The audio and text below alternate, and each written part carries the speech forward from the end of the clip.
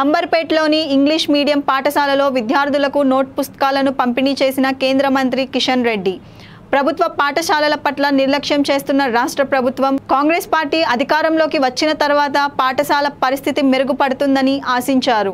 ప్రభుత్వాలు మారినా ప్రభుత్వ పాఠశాలలు మౌలిక సదుపాయాలు మెరుగుపడడం లేదు అన్నారు. ప్రభుత్వ హాస్టల్లో ఉన్న విద్యార్థులకు సరైన భోజనం అందుబాటులో లేదు. సమస్యల కోసం విద్యార్థులు ఆందోళన చేస్తున్నారు.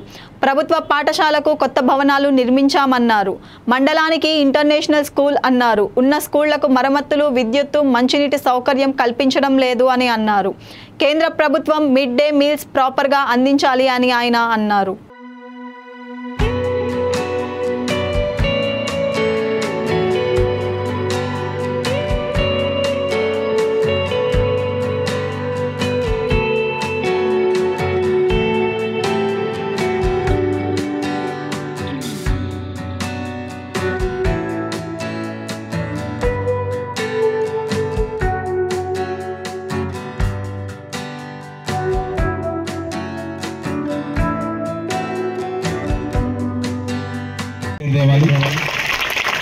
ఈసారి 85% 10th క్లాస్లో వచ్చింది.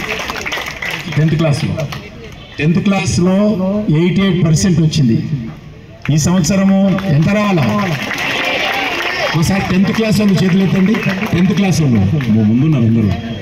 అచ్చా, గుడ్. ఎంతమంది?